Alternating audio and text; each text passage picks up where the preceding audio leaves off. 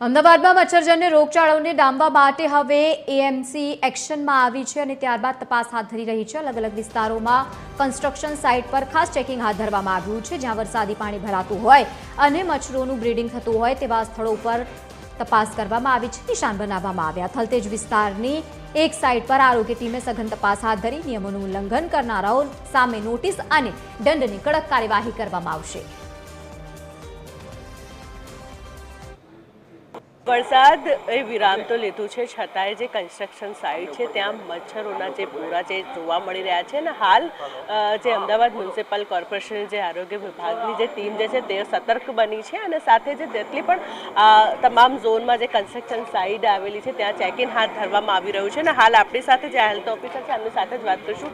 Sir, જે પ્રમાણે તમામ ઝોનમાં આ જે કન્સ્ટ્રક્શન સાઇટ પર ચેકિંગ હાથ ધરવામાં આવી રહ્યું છે, આપે બી જે કન્સ્ટ્રક્શન સાઇટ પર ચેકિંગ હાથ ધરવામાં આવ્યું છે, શું મળી આવ્યું છે? ઉત્તર પશ્ચિમ ઝોનની આ કન્સ્ટ્રક્શન સાઇટ અમે ચેક કરી। આજે નહીં, અગાઉના દિવસોમાં પણ અમે આ કન્સ્ટ્રક્શન સાઇટ ચેક કરી। કન્સ્ટ્રક્શન સાઇટમાં ખાસ અમે સમજાવેલું હતું કે કેવી રીતે કઈ જગ્યાએ ખાસ કરીને લિફ્ટના ખાડા હોય, બેઝમેન્ટ હોય, પછી જ્યાં બાલ્કની બનતી હોય, જગ્યાએ જે પાણી ભરાઈ રહેતું હોય એ જગ્યાએ કઈ જગ્યાએ બ્રીડિંગ મળી શકે અમે સમજણ આપી હતી। તેમ છતાં પણ એમણે કામગીરી પ્રોપર ન કરી હોવાથી અત્યારે આપણને અમને પુષ્કળ પ્રમાણમાં બ્રીડિંગ મળ્યું છે।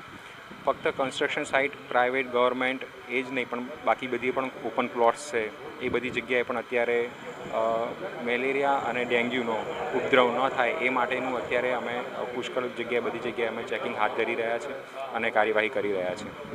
જો જે પ્રમાણે જે જગ્યા ઉપર મચ્છરોના જે પૂરા મળતા હોય છે, ડેન્ગ્યુના મળતા હોય છે, તો તે જગ્યા ઉપર કયા પ્રકારની કાર્યવાહી જે છે કરવામાં આવતી હોય છે?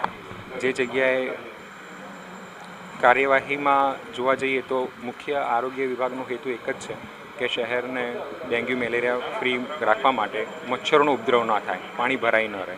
તો કન્સ્ટ્રક્શન સાઇટની પ્રિમાઇસીસમાં પાણી ભરાઈ ન રહે, એમાં મચ્છરોનો ઉપદ્રવ ના થાય તે કન્સ્ટ્રક્શન સાઇટની જવાબદારી થાય છે। જે કન્સ્ટ્રક્શન સાઇટ ઉપર અમે સમજાવીએ છીએ અમે કેવી રીતે એમાં તમારે બ્રીડિંગ ન થાય એની માટે કઈ કઈ એક્ટિવિટી કરવાની હોય એનું અમે જ્ઞાન આપીએ છીએ અને સાથે સાથે એમએલઓની કામગીરી કેવી રીતે કરવાની, જે ઓઇલનો છંટકાવ કેવી રીતે કરવાનો એ બધી અમે કામગીરી કરતા હોઈએ છીએ। તેમ છતાં પણ જો અમને રિઝલ્ટ ન મળે અને મોસ્કિટોનું બ્રીડિંગ જોવા મળે તો પછી પેનલ્ટીની કાર્યવાહી, ઇવન કન્સ્ટ્રક્શન સાઇટની સીલ કરવાની પણ કાર્યવાહી કમિશનર સાહેબના સૂચન પ્રમાણે થતી હોય છે। તો બિલકુલથી તો જે પ્રમાણે વાત કરવામાં આવે તો જે કન્સ્ટ્રક્શન સાઇટ પર હાલ જે ચેકિંગ કરવામાં આવી રહ્યું છે, જ્યાં મચ્છરોના જે બ્રીડિંગ જે મળી રહ્યા છે ત્યાં જે કન્સ્ટ્રક્શન સાઇટ પર દંડ કાં તો સીલ કરવાની કાર્યવાહી અમદાવાદ મ્યુનિસિપલ કોર્પોરેશન દ્વારા કરવામાં આવી રહી છે। કેમેરામેન તુષાર પરમાર સાથે મોનિકા રાજપૂત, TV13 ગુજરાતી, અમદાવાદ।